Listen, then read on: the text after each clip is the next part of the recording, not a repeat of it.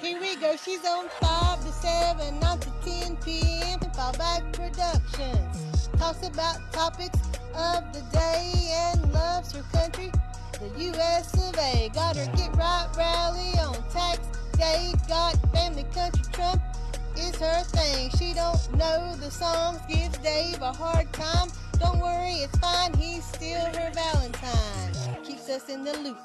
Don't you know, sit back and enjoy the Lucretia Hughes show.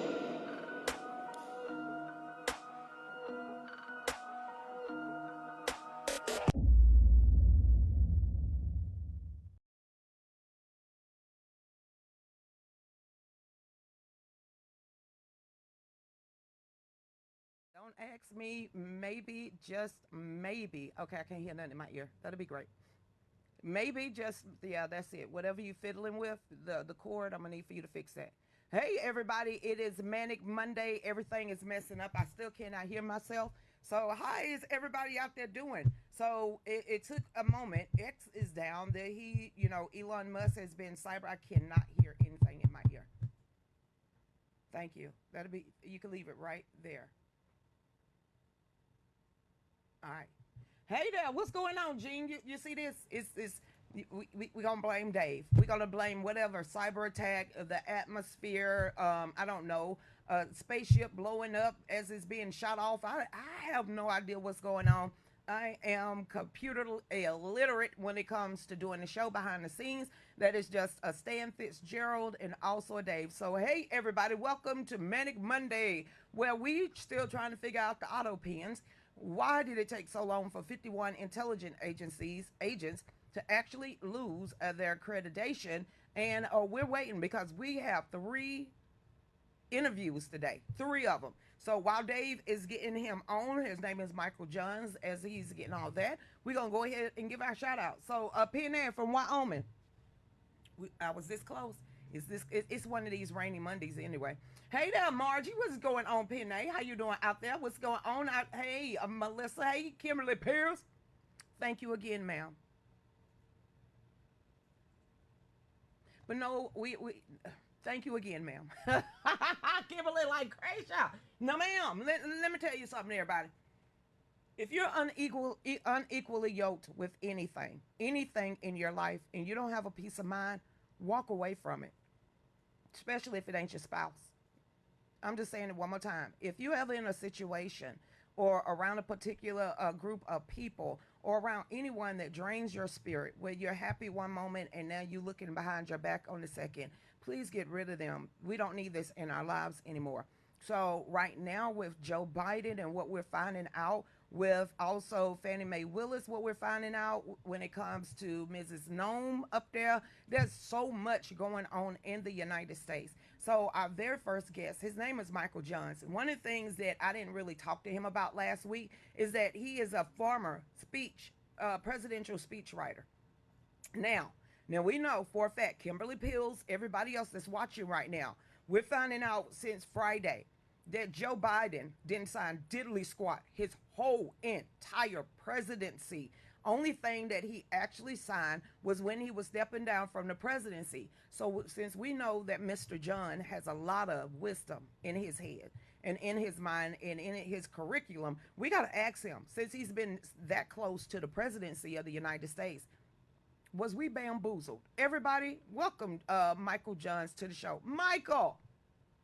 Hey, Lucretia, how are you? I'm good. Well, we bamboozled. Oh, I gotta firstly start and say, unlike a lot of people, I do these sparingly. I probably say no more than yes. But when I heard about your role with the Gainesville Tea Party, I was all chips in, because really, in the grand scale of the history of American politics, I believe the Tea Party movement will rank as a defining moment. Oh, I was getting ready to say that you was one of the Kimberly Pills. Got one. Founding members of the Tea Party movement that happened in the early 2000s, and they're still going on right now. It might not be as big in so many different groups as it was when it first started, but there's still Tea Party groups out here. There's still ones that still pissed off or mad about, taxation without representation. There's a lot of people that are wanting to leave these two particular parties that I call them two wings of the same bird. You were a big part of that, and much appreciated, and so it's a pleasure to join you. But before we start that, can the president? You ain't finna slide past this. Were we bamboozled by Biden? Of course we were. In every way we were bamboozled by Biden. But signing all these contracts, that laws, bills, taxes. It looks like a disputed area of legal interpretation, because historically, before Biden, I actually did look into this a little bit, not knowing that you were going to ask about it, but the auto pen has been used before. I don't believe it, but however, I don't believe it's ever been challenged, and I do believe we're in this sort of era where, is it reasonable to challenge? Of course it's reasonable, because what are we actually saying beneath the repeated hundreds of times the use of an auto pen to sign executive orders and these key legislative initiatives? We're saying ultimately that he was not engaged in initiating them or even aware of what they were being launched. And there's example after example that I can cite, just anecdotally in conversations. And Speaker Johnson had an example I just saw over the weekend where he had gone up to meet with Biden after repeated requests to be able to meet with him, and had asked about a pretty routine matter, and was totally just out of the loop on what was going on. Wait a minute, is this the same meeting that Nancy Pelosi, Chuck Schumer, and also Adam Schiff was involved in? And Mike Johnson told them to leave the room. He wanted to talk to the Biden by himself, and Biden had no Oh, maybe it was. idea. I don't know. I'm not exactly sure. I do know that repeatedly, and by repeatedly I mean over a dozen times, I've heard anecdotal examples cited of individuals who, ended up meeting with Biden on issues simply, mostly, on our side, simply because they were transactional and required, and only to learn, which I think they kind of suspected before going in, just completely out of the loop he was, and not even really knowing who to turn to within his own West Wing to get, solid, reliable answers on these things. Because, honestly, it's a huge, let's be honest. I mean, it is a monstrous job. And our current president, I mean, who I hold in the highest of esteem, I mean, this is a rare individual, which is one of the reasons I was so quick to support him, knowing that, having followed, and closely his private business career and knowing his capabilities, that wasn't a widely held view in 2015, but one that I felt strongly about because very few people have the capability to manage the magnitude of responsibilities and the breadth of them, and even really knowing all the resources you have at your disposal. I mean, one of the things you mentioned my service in the White House, and one of the things that if people say, well, ask about it routinely, I think there's a lot of curiosity about it, but one of the things that was really incredible about it was there was no one you couldn't get on the phone, right? So Wow. At the White House? I'm not going to drop names, but let me just say, like, I'll give you one example. Like, I did a nationally televised address for, before Walt Disney became corrupt, a Walt Disney television event in July of '92, and I got highest levels of Disney executives, no shortage of them. I mean, to the point where, it was like, okay, I go, hey, enough, I kind of got what I needed, but names you would immediately recognize who had nothing but time, There was particularly among the entertainment industry and Hollywood, I noticed, and the music industry as well. There's an incredible fascination with how DC works and politics works.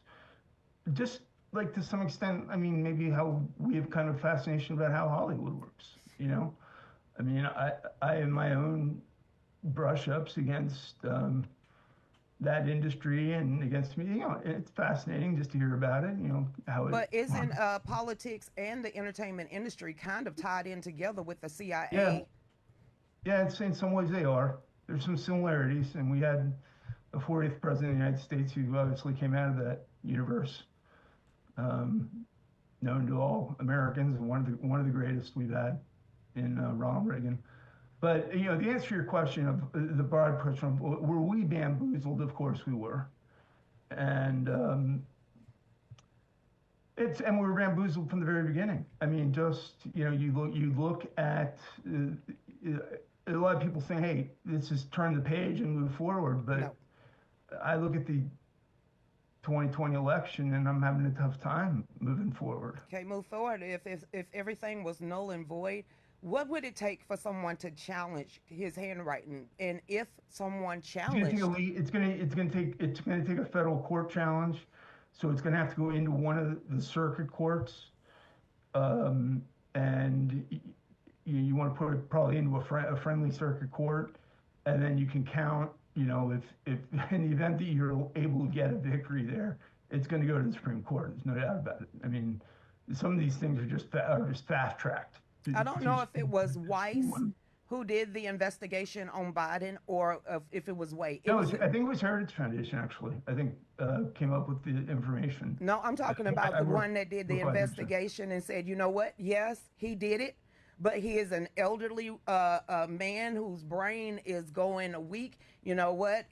I would just say just leave him alone about it. And that was maybe like 6 months before the election when they actually admitted, yeah, Joe Biden did all that. Yeah, he didn't have authorization to do all that, but you know what? He's a feebly old man. We should just let it go. And if Yeah, look. Let me just, because look, in my whole history, I've been at this almost, believe it or not, like over 35 years now.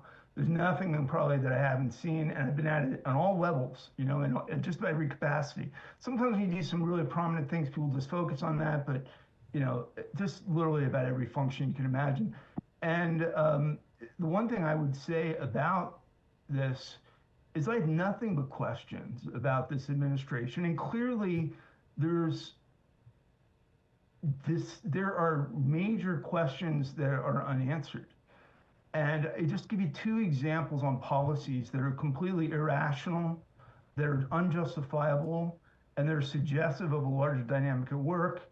And that was number one, the abrupt withdrawal from Afghanistan, a 20-year conflict. I'm not disputing, and I supported the withdrawal. I supported a measured withdrawal like President Trump supported in the first term, where we were, which was contingent upon some level of stabilization, not handing after 20 years and taking all these KIAs of these great Americans, many of whom are now in Arlington Cemetery and deserve to be there, frankly, to hand over that country and $85 billion in American military equipment to the Taliban, and to lose 13 Marines in the process because you had to get it out yesterday. And let me just go further and say, if you go in and you look at the air base, Bagram Air Base, we handed that over to them. On Bagram Air Base was one of the highest security prisons in all of Afghanistan, with some of the most dangerous terrorist elements in the world, not just in Afghanistan, in the world. And we left that completely unguarded. I mean, really Biden did, knowingly left it unguarded. And you take that, and then you take this border. Ooh. There was nothing. So look at Biden's Senate career. Obviously we talked about the fact before, in the election that he'd been in Washington 5 decades, and really you couldn't point to anything that was any different in the country because of him being there that was positive, and you could point to a good number of things, including his excessive criminal sentencing, that were negative as a result of him being there. It was just perhaps really, it deserves more attention given the fact that his son has walked away from, cocaine possession, where he, in crack cocaine, had supported these excessive mandatory sentences that just destroyed people's lives, destroyed their lives over, what was an error of judgment, and usually an error of judgment in their youth. But there was nothing in his Senate career otherwise that would have suggested, like, unlike Obama, who actually did have a very radical youth. I mean, the first 30 years of his life are a complete mystery, I think, to most Americans. Anyone who says they really understand them is kidding you. And lots of radicalization, including from his parents, including with all his affiliations and everything that he did. And then obviously he had the most radical Senate record of any 100 U.S. senators at the time of his 2008 election. It wasn't really terribly surprising, and I think that's one of the reasons on the Tea Party that things came together so quickly. It was supply and demand. There were millions of Americans out there who weren't politically involved, who were acutely aware that something was not right, that the country was on this negative track. They may not have been as involved as you and I are, but instinctually they knew it, and they wanted, I think, also psychologically to know that they had done everything they could to put it back on the right path. I literally don't think many of these good patriots could have slept at night if they don't feel that they'd done that. But the point is that in this 50-year track record, it would have said Biden was kind of ultimately kind of a moderate left, a little bit left of center, but he would never in that Senate career do nothing about it that would have said he was a cut and run on these military engagements. He was, and the personnel in that administration had been involved in the Obama administration with sensitive military handovers in Iraq, and they knew how to do it, right? So it's not like you can't say the capabilities weren't there, because as much as you and I disagree vehemently with the direction they took, were these people competent? Yes, they were competent. It was not incompetence. It's raw. And I shudder every time I hear that this was just incompetence. No, this was much worse than incompetence. It was set up and planned. You think This was maliciousness. There was a strategic element of maliciousness. Now you get to, and then the border would obviously be the other issue I'd say. yes. There was nothing in his background, in his record on immigration, that would have suggested that he would just completely open the border, like go to, and then utilize. Let's be honest about it. It wasn't just even that the border was open. They were all over the world recruiting the worst elements. We're now hearing these, like even in these Venezuelan terror gangs, they didn't just end up here. They were actually like invited and recruited by the Biden administration to come here.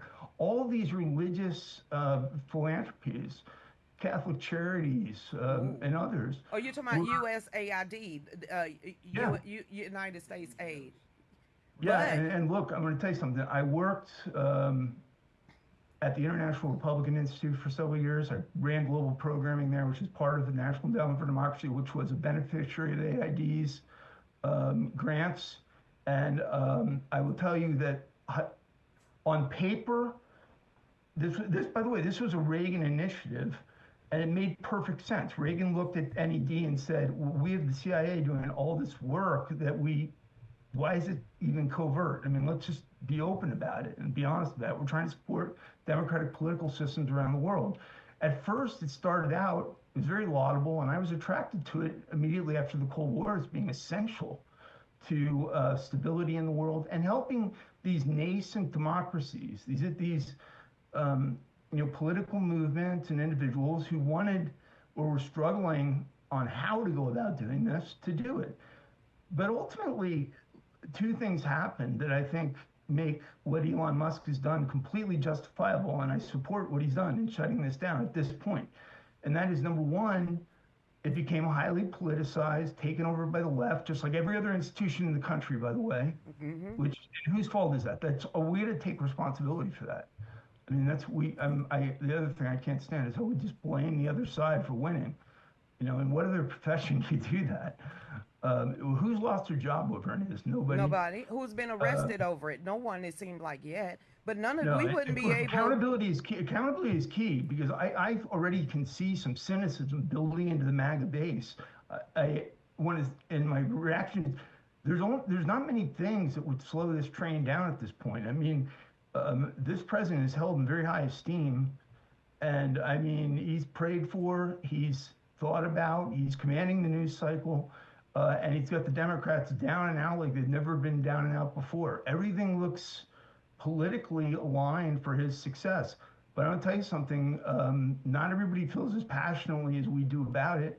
And if there is a perception that he's not delivering on commitments or promises, you'll see cynicism build into that base, and it can erode. So at 45% approval plus, Trump's got a green light. There's nothing. The only thing that's going to stop the Trump administration is the Trump administration itself, and that actually did stop them in the first term. They got in their way all the time. I don't even think we could even bring this hires, up. Media leaks. Mm-hmm. I mean, just think about the fact that you had. But there were snakes inside of his own administration, and I still don't think we would be still talking about Biden if they wouldn't try to put Trump in jail. That's the only reason why that Biden isn't going to get a skate off this, because they open up Pandora box. We didn't. The Tea Party didn't open up Pandora box, and neither did the Republican You're exactly Party. Right. I mean, and that's the point. Part of us succeeding? There's nothing. What you said is so important, because part of us succeeding is recognizing that we not only can, but we must acknowledge and be self-aware and self-critical and take corrective steps. If you're operating in you're unaware of self, and you're thinking that everything's going perfectly, you're not watching the real world. You're watching a movie, okay? And let's be honest, on both sides, you've got a movie going, okay? that's part of this unfortunate reality of the way any political system works. It doesn't matter what system it is. It doesn't matter if it's an authoritarian one-party system, multi-party system, democracy. Every government in the world has got some spin, I guess, to the way they present what's actually going on. But what's actually going on needs to be measured against what is said is going on. And in those cases, that's where the rubber's going to hit the road here, is there has to be delivery on these things. And there's nothing, let me just say, people who say that that's somehow an act of disloyalty or anything like that, those are not the real friends of this president, in my view. Those are the people who are probably most concerning and will trip this whole thing up. What we need is, it doesn't have to even be done in the public, sphere, but there has to be some degree of accountability and partnership in getting these things done. And there's an expectation, because a lot of people put a lot into this, just like they did the Tea Party movement. And let's be clear, in my view, this is a continuum. Mm-hmm. I mean, why did we end up with a rally-based political campaign in 16 and 20 and 24 with Trump? Trump spoke at Tea Party rally in 2011 in Boca Raton, Florida. You can still find it on YouTube. He did a great job, and I know he was impressed about that. There's a great article in the Tampa, Florida newspaper that by a guy who's now, I believe, with the Wall Street Journal, because I spoke with him recently, who did a great job reporting on just how this inspired Trump. A few things inspired Trump to pursue the presidency. He'd always thought about it, and like a lot of people, let's face it, you procrastinate. You're like, this is something I want to do in my life. Now is not the right time. It's never the right time, right? For that sort of undertaking. It's a big deal. And he had, I think, procrastinated a bit. There were a few false starts. He's going to run, and he didn't. But, it was a few things. One, he went there with his kind of the Make America Great Again messaging. I mean, he didn't alter his delivery at all. No. He talked openly about how we were being ripped off by developed countries of the world. He talked openly about China when nobody was really, again, to our detriment. Nobody was talking about China the way we should have been talking about China. We should have been talking about China since the 1980s. I mean, it's absurd, frankly, that the CCP has risen to be, this power that they are in the world. And we now have look at the magnitude of the crisis we have in our hands as a result of ignoring it, when we could have had a difficult undertaking, but not a crisis. Now it's a crisis. Are you ready to do me and you have to do a live special?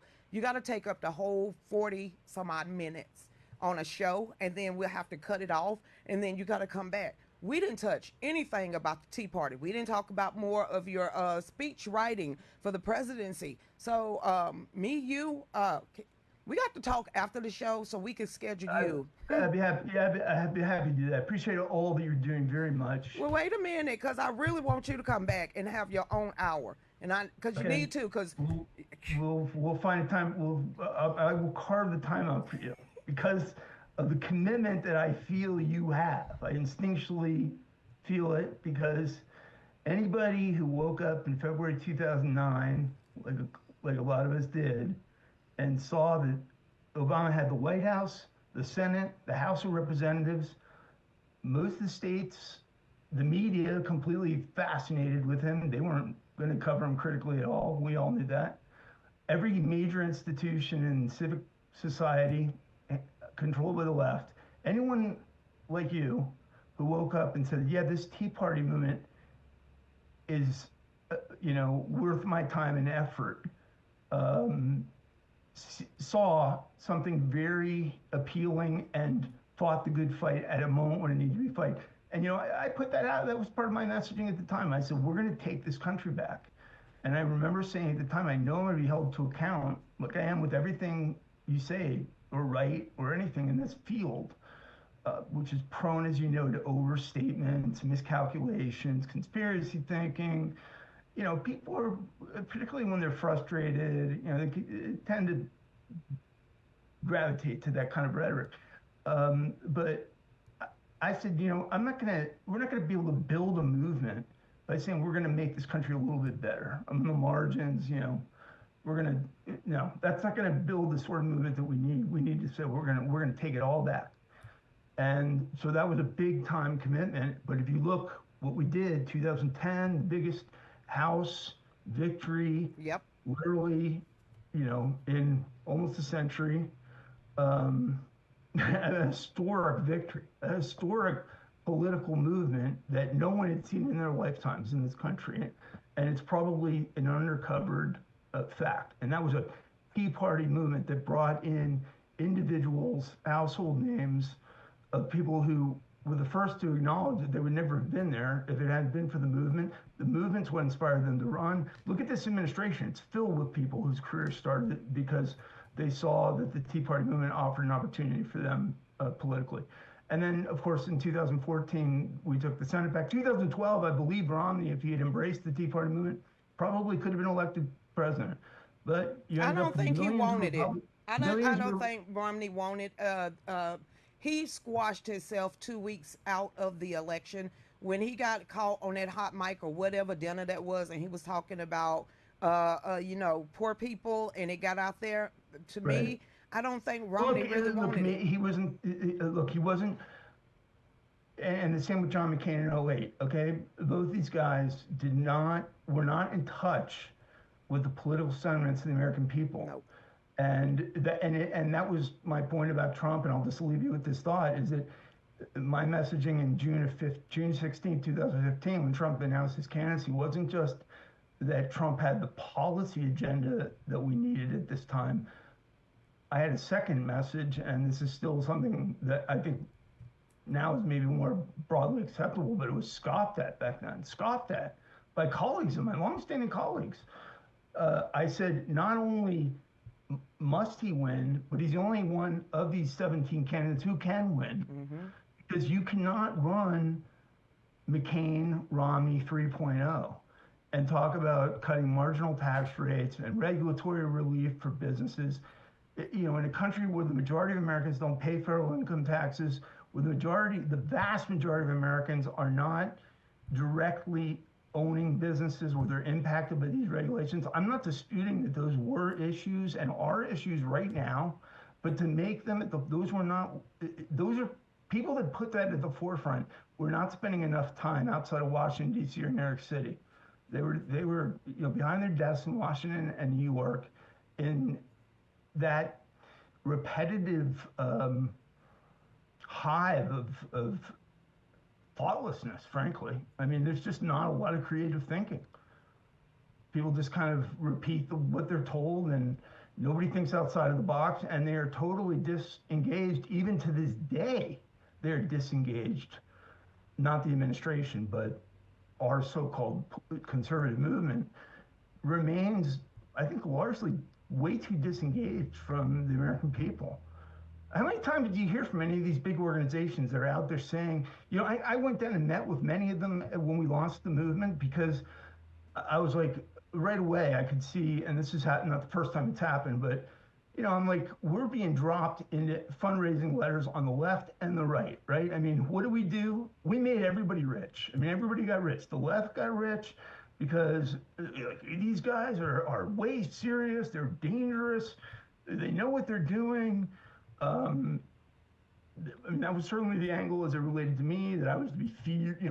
I should be feared. The movement should be feared because of my involvement, etc. And then also that on our side, which is more disturbing to me actually than the first component, we had these large organizations that saw an opportunity for them to raise a boatload of money by just dropping the Tea Party movement name. And they did it routinely, which I didn't mind, because I said, okay, if they're going to be helping us, great. But ultimately, when push came to shove, they didn't help us at all. I mean, it was like, getting a return phone call was like they were doing you a favor. And ultimately, it kind of really built, I think, a new recognition for me, having been in both of these functions, inside the Beltway and outside, that there is a complete disconnect. And this conservative establishment movement has failed, and it is failing. And it's come along grudgingly to Trump simply because what else are they going to do at this point? But they were the last people at the party for that. They were the last people to recognize those facts that I just told you, that Trump's policies were necessary, and that Trump and Trump alone was the only person who could beat the Hillary Clinton machine in 2016, because that's what people were thinking about. They're seeing their communities erode. They're seeing the impact of illegal immigration.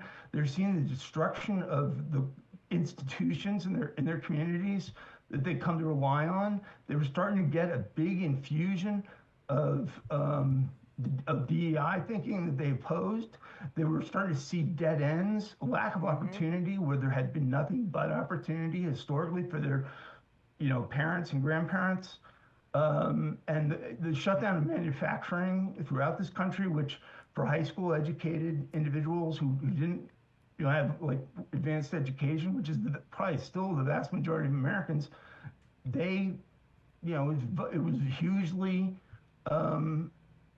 demotivating. When I grew up in the Rust Belt, I saw it myself.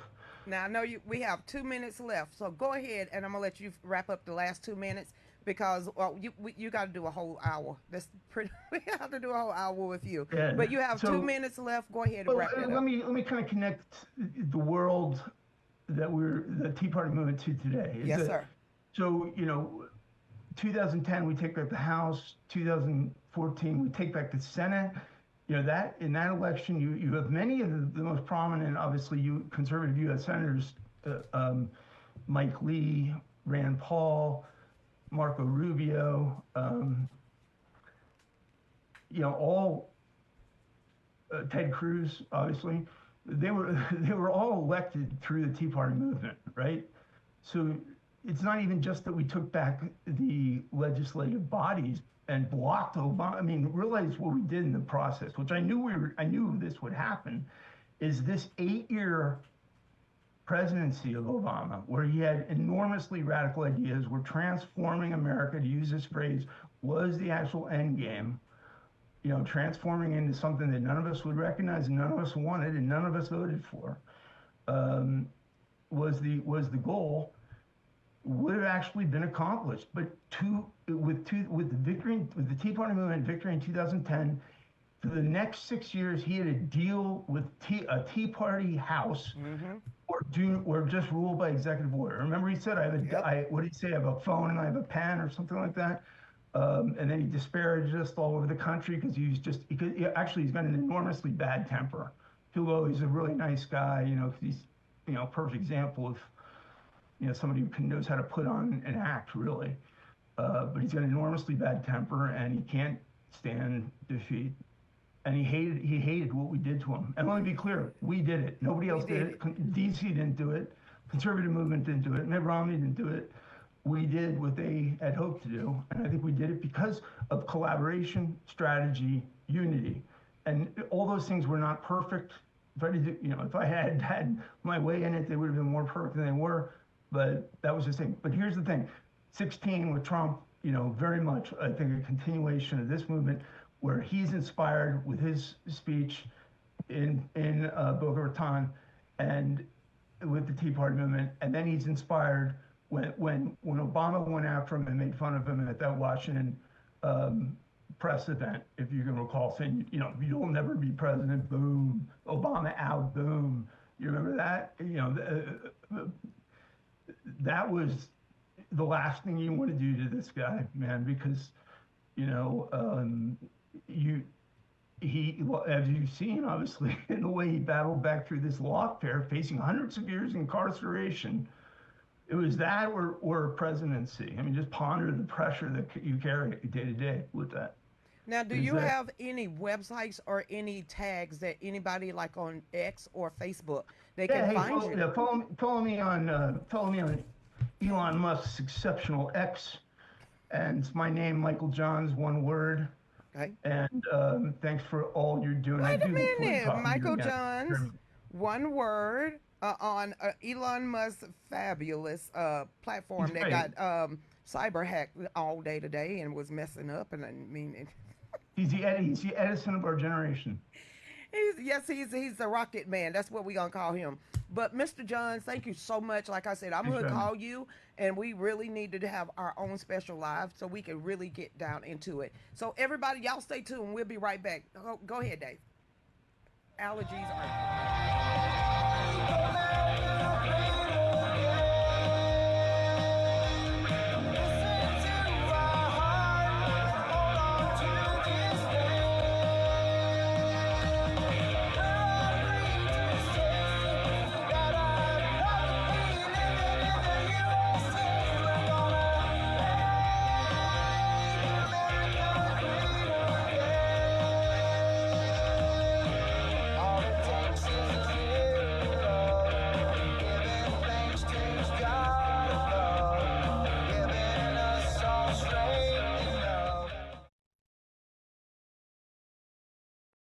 We are running a sale on our entire We the People line of products. Just use promo code TOLDYOUSO and get 15% off until the end of March. So order today.